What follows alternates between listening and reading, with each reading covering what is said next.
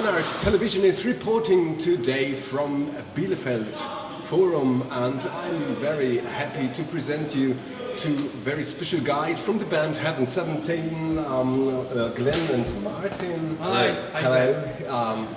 Hello. I'm happy to get in the audience or an interview with you. You're really heroes of my younger days. Heroes in your youth. Temptation had just blown me away when I was 10. I was 10 or 11. Yeah. Wow. And it was one of my first vinyl singles Really? I bought. Yeah. Wow. Kraftwerk, this model. Yeah. We're in good company then. Good company. Okay. 30 years of Heaven17.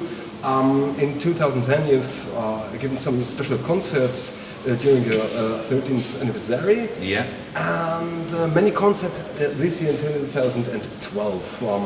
Can you give me some impressions of your the Luxury Gap tour? It's been very successful. We did it.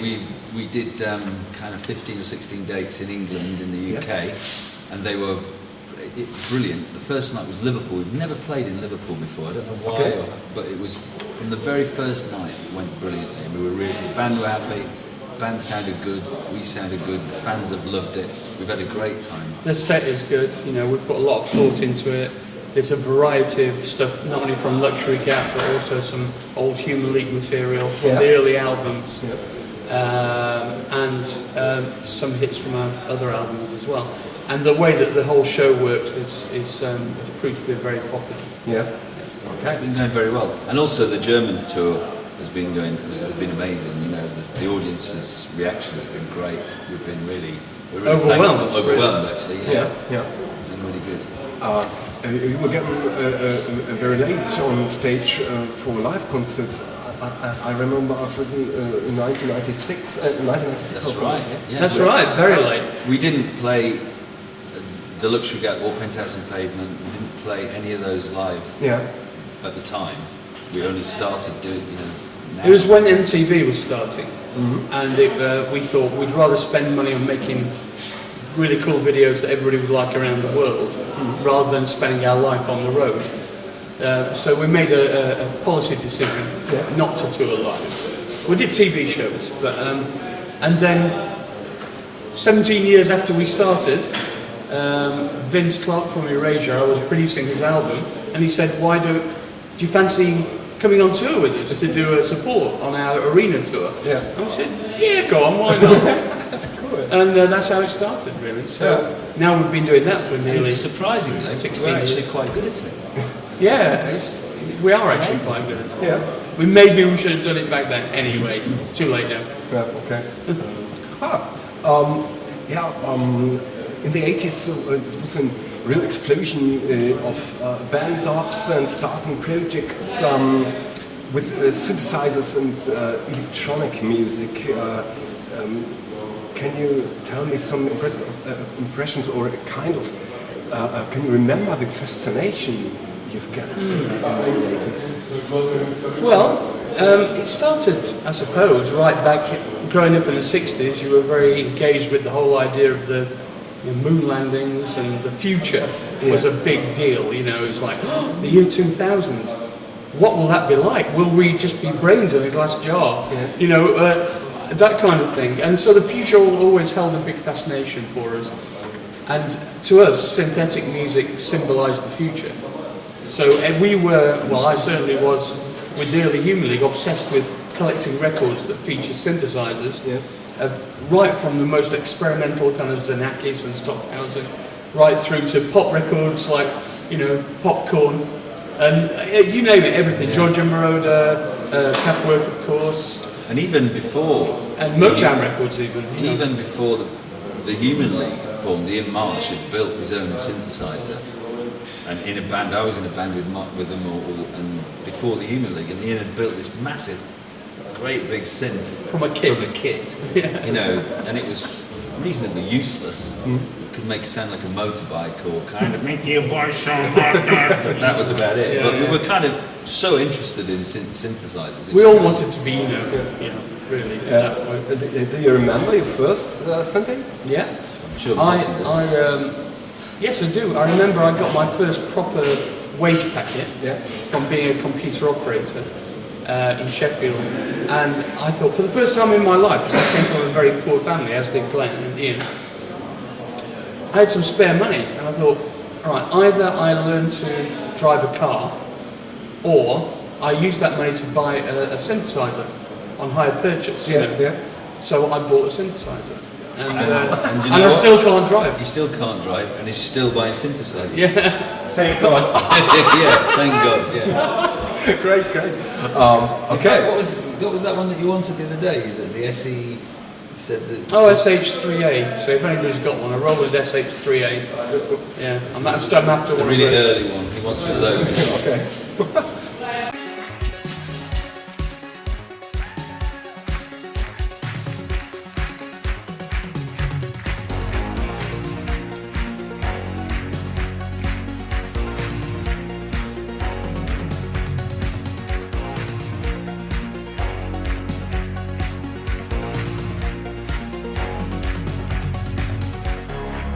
Never been closer, try to understand.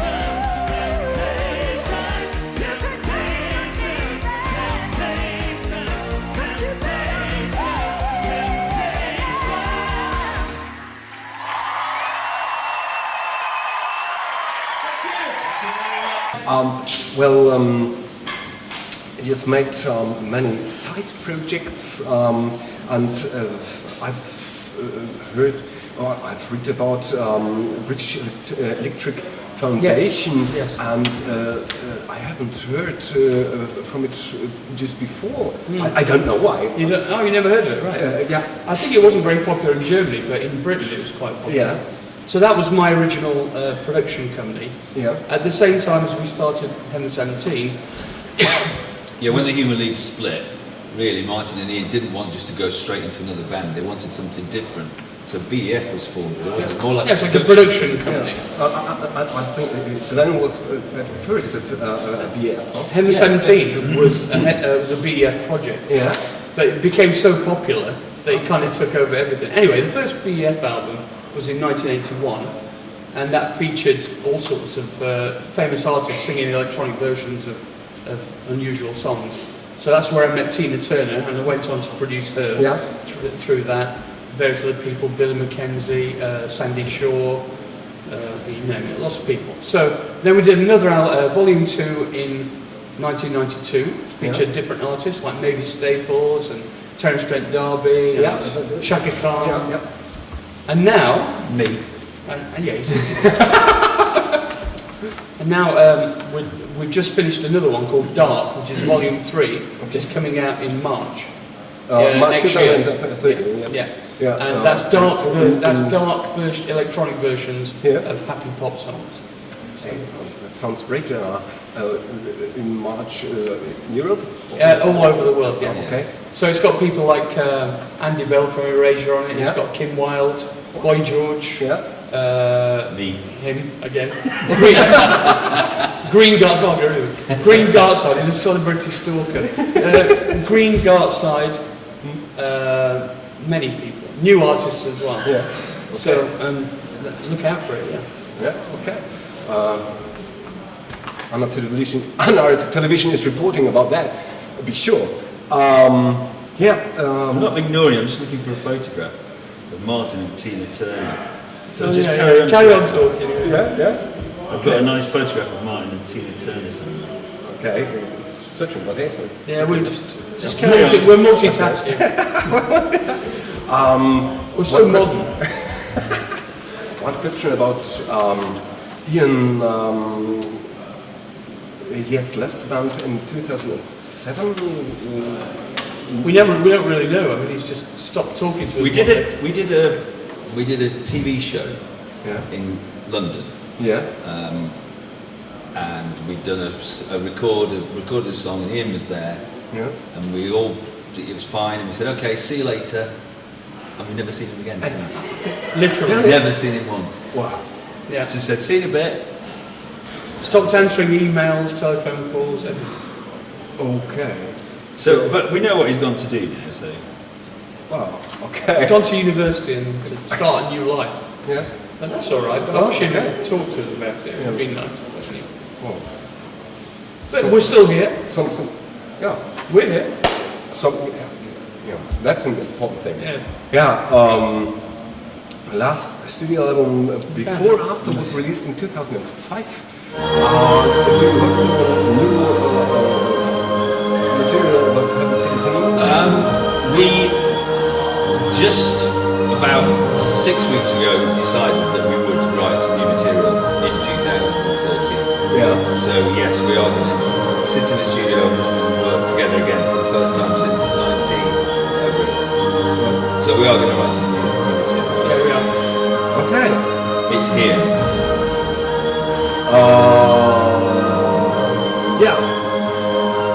One question about the voice of Temptation. Yes. Carol Canyon. Yes. Is it possible that you starting one song once more again? Or? What, with Carol Kenyon? Yeah. No, we won't be working with Carol Kenyon again. We've got somebody much better now. Yeah. Billy Godfrey, yes, she sounds much, well, you'll find out tonight if you're at the gig. Yeah. So you think? Yeah, she's a busy woman. I've read she's guest singer, Mike Oldfield and so on. Yeah. And but it was the first impression of my younger days. Yes. This voice. No, yes, she had a great voice. Yeah, I won't go into it, but for some reason we won't be using it. Yeah. Hello, there's me, Martin and I, Tina Turner. There you go. In our younger days, Tina Turner. Just And if when you we just notice- done Let's Stay Together. Yeah, we just done recorded Let's Stay Together. Wow. Yeah, internet's one question about technique and internet. Is it a blessing or a curse for you? Blessing, really. Blessing, yeah. Yeah. I mean, it's a lot of the work we do in separate studios, and we then kind of bounce it back between the two different studios. Without the internet, it'd be quite difficult, I think. Yeah. And we use it for research as well a lot. Yeah. And I also think it saves a lot of bands from breaking up because you can actually get more time and more space. Yeah. If you're in the same studio writing together, it can be quite stressful. And you can it can cause arguments and sometimes breakups. But nowadays, we can come together when we want to. But other than that, we can be in a different studio having an idea. Yeah. Just send it to Martin and he goes, oh yeah, I like that, try this, and bang it back to me. Yeah, It's good.